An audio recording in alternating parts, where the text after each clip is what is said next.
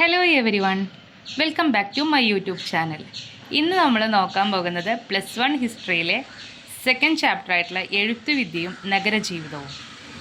ഈ അധ്യായം പുരാതന നഗര സംസ്കാരങ്ങളുടെ വളർച്ചയും ലിപി രൂപീകരണവും വിശദീകരിക്കുന്നു. മെസപ്പൊട്ടോമിയൻ സംസ്കാരം രൂപപ്പെട്ടത് യൂഫ്രട്ടീസ് ടൈഗ്രീസ് നദീതടത്തിലാണ്. മെസപ്പൊട്ടോമിയൻ സംസ്കാരത്തിലെ പ്രധാന നഗരങ്ങൾ ഉറുക്ക്, ഉറ, ലഗാഷ്. ഇനി നഗര സംസ്കാരത്തിൻ്റെ സവിശേഷതകൾ എന്തെല്ലാമായിരുന്നു? കൃഷി, വ്യാപാരം, ഭരണ സംവിധാനം എന്നിവ വളർന്നു വന്നു. ഇനി മെസപ്പൊട്ടോമിയൻ സംസ്കാരത്തിലെ സാമൂഹിക വിഭാഗീകരണം എങ്ങനെയായിരുന്നു? രാജാവ്, പുരോഹിതർ, വ്യാപാരികൾ, തൊഴിലാളികൾ എന്നിങ്ങനെയായിരുന്നു. അടുത്തത് ലിപിയുടെ വികസനം. ക്യൂണിഫോം ലിപിയായിരുന്നു ഉപയോഗിച്ചിരുന്നത്.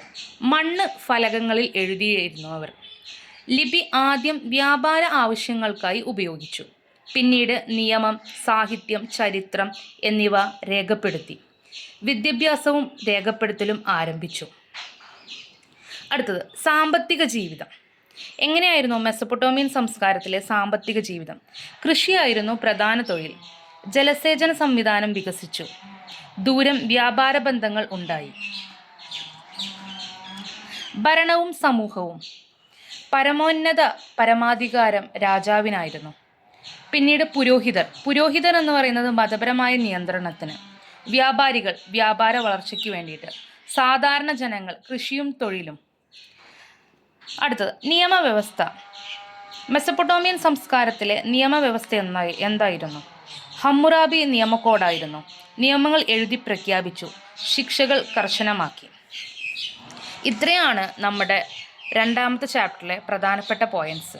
ഫസ്റ്റ്, മെസപ്പൊട്ടോമിയൻ സംസ്കാരം ഏത് നദീതടത്തിലാണ് രൂപപ്പെട്ടതെന്ന് അറിയണം. യൂഫ്രട്ടീസ് ടൈഗ്രീസ് നദീതടത്തിൽ. ഏതൊക്കെ നഗരങ്ങളായിരുന്നു? ഉറുക്ക്, ഉറ, ലഗാഷ്. ഇനി അന്നത്തെ ഭരണ സംവിധാനം എങ്ങനെയായിരുന്നു? രാജാവ്, പുരോഹിതർ, വ്യാപാരികൾ, സാധാരണക്കാർ. അന്നത്തെ സാമ്പത്തിക ജീവിതം എങ്ങനെയായിരുന്നു? കൃഷിയായിരുന്നു പ്രധാന തൊഴിൽ. പിന്നെ കൃഷി വന്നതോടുകൂടി ജലസേചന സംവിധാനം എന്ത് ചെയ്തു? വികസിപ്പിച്ചെടുത്തു. നമ്മുടെ കൃഷിക്കും കാര്യങ്ങൾക്കും വെള്ളം ആവശ്യമായിരുന്നു. അതുകൊണ്ട് പിന്നെ ദൂരം വ്യാപാര ബന്ധങ്ങൾ ഉണ്ടാക്കി. നമ്മൾ സാധനങ്ങൾ ഉണ്ടാക്കുന്നത് എന്ന് വെച്ചാൽ കൃഷി ചെയ്ത് സാധനങ്ങൾ വിൽക്കാനും വാങ്ങാനുമുള്ള വ്യാപാരം, വിപണികൾ അവർ തയ്യാറാക്കി. ഇനി ഇവിടുത്തെ ഒരു നിയമവ്യവസ്ഥ ഹമ്മുറാബി നിയമക്കോഡായിരുന്നു. എന്നുവെച്ചാൽ നിയമങ്ങൾ എഴുതി പ്രഖ്യാപിച്ചു. അവരുപയോഗിച്ചിരുന്ന ലിപി ക്യൂണിഫോം ലിപിയായിരുന്നു. അത് ആദ്യകാലങ്ങളിൽ മൺഫലകകളിൽ എഴുതിയിട്ടായിരുന്നു ഉപയോഗിച്ചിരുന്നത്. അത് വ്യാപാര ആവശ്യങ്ങൾക്കായിരുന്നു കൂടുതലായിട്ടും ഉപയോഗിച്ചിരുന്നത്.